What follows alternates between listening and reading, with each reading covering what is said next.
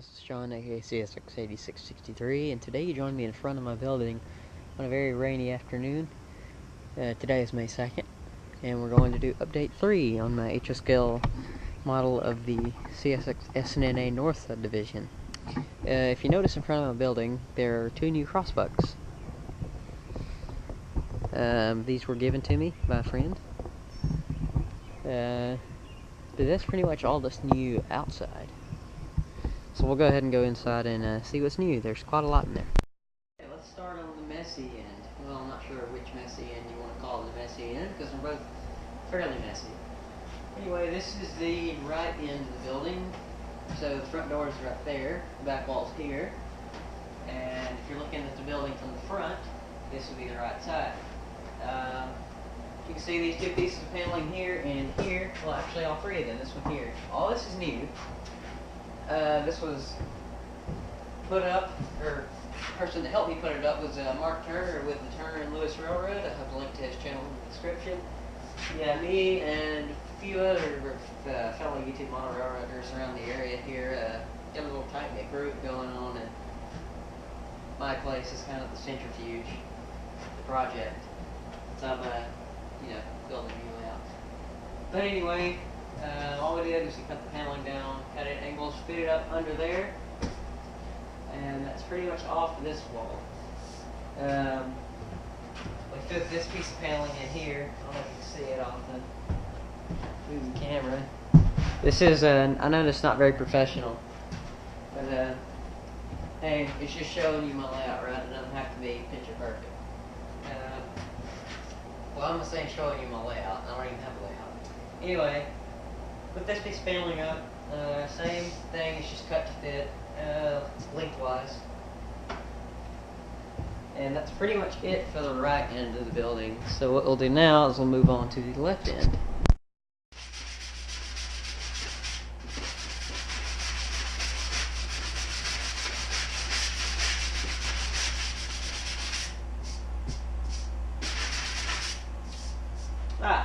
Alright, left end of the building. Obviously, you can see I was just standing spackling. That is because today I started filling in the little imperfections in the paneling where mistakes were made. Anyway, what we did over here is we fit this piece of paneling, we fit it around the breaker box, screwed the breaker box cover on. Again, as you can see, the breaker box still functions just fine. So that corner's done. And then in the end, we did the exact same thing. I'll go and move the camera. Sorry about that. These are identical to the other end, cut the same way, fit the same way. Yeah.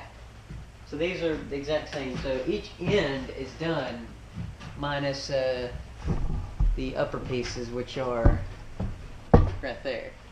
Those will be fit next. Those will probably be the last pieces to go in.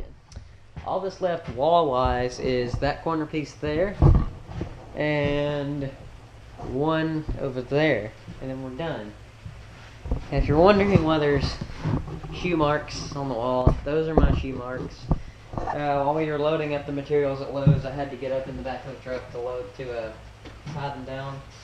And my shoes were dirty, but it's okay because I'm going to clean this, and all this is going to be painted sky blue anyway, so you'll never know it's there.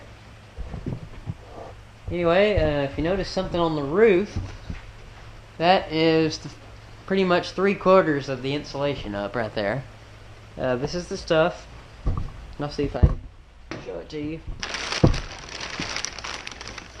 This is raw footage, people.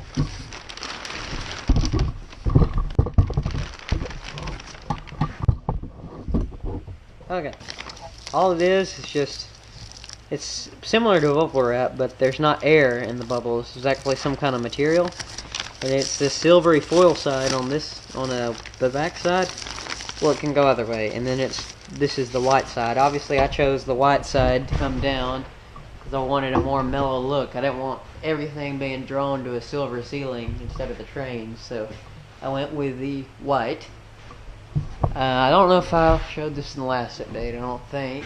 But we did fill in with expanding foam. We filled in the big gaps. And that brings me to something I forgot over here. We also started putting in paneling around the door. As you can see, we put more expanding foam around the door area.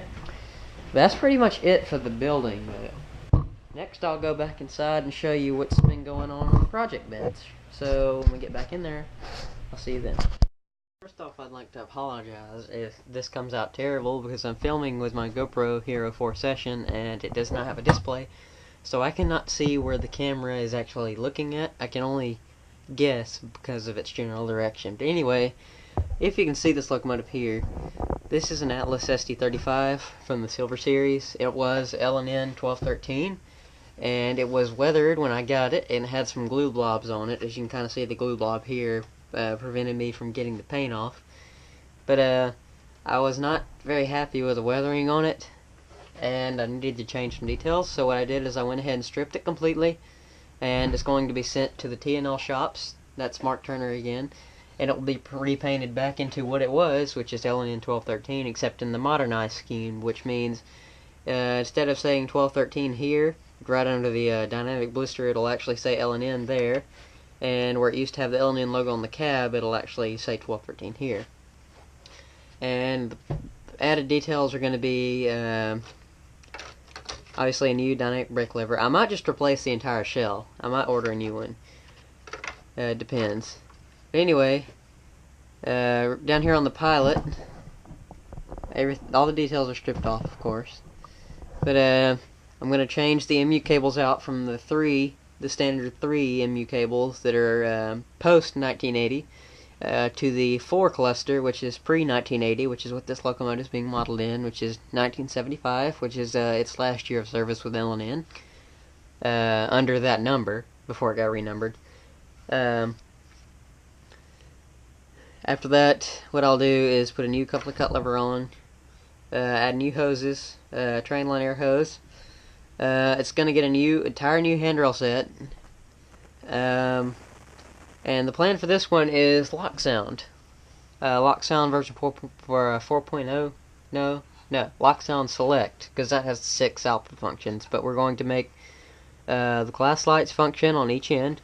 Going to use some Canon and Company castings for that, as I have filed the old ones down because they didn't look the best. The headlight will be functional, of course, on each end. Up here, I've shaved off the casting. If you can't really see, that's going to be replaced with the Details West part. That's the gyro light, and that will function. I'm going to isolate the number boards to where they can be separately lit on each end. And that's pretty much it for the lighting. Other than that, detail-wise, maybe a new speed recorder. I haven't decided yet.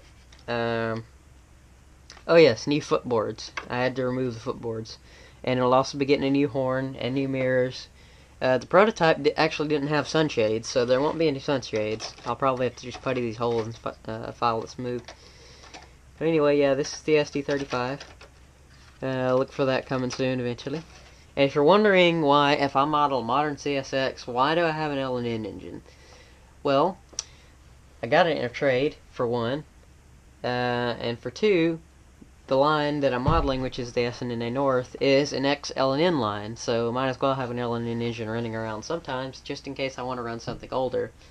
But I have some other older power I can run it with anyway. Anyway, we'll move on to the next locomotive, or locomotives. Okay, the first locomotive that really got any work was my GP15T, and the only thing that it got was a new horn and a horn relocation for the prototype. I'm not sure if I'll be able to show you this. I'll just kind of have to slide my camera out carefully. As you can see, I plated over the horn here with some 010 styrene and put the new horn right there based on the prototype. I'll just kind of show you from above. And that's literally all this engine got. And with that being said, I'll show you if I can get this back in here. Sorry about that. These GoPros are not very good for filming what I'm trying to film. With that, we'll be back.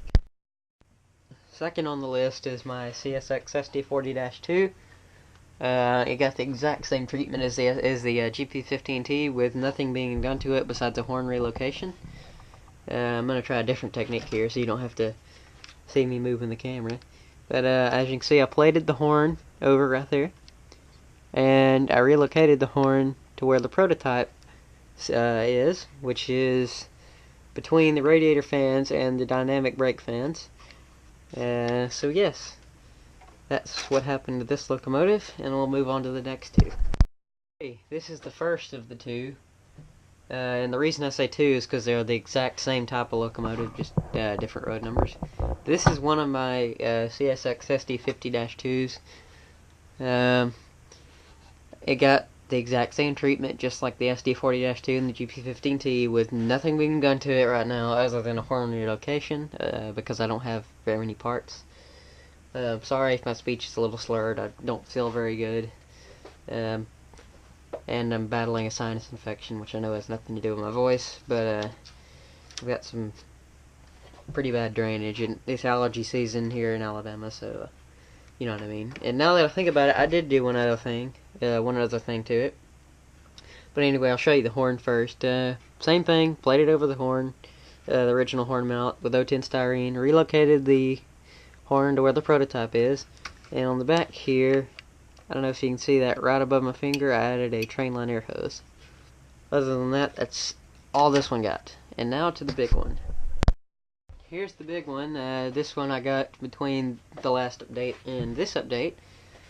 This is the famous engine that my usernames are based off of. This is Csx 8663, and the reason it's so special to me is when I was 4 years old, this was the first 6-axle locomotive I ever got, and you know, being 4 years old, I didn't know how to take care of it, and I'll openly admit that.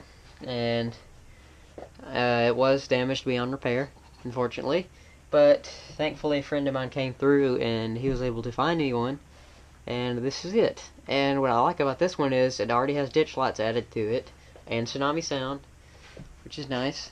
He had already added a Details West horn in the correct location.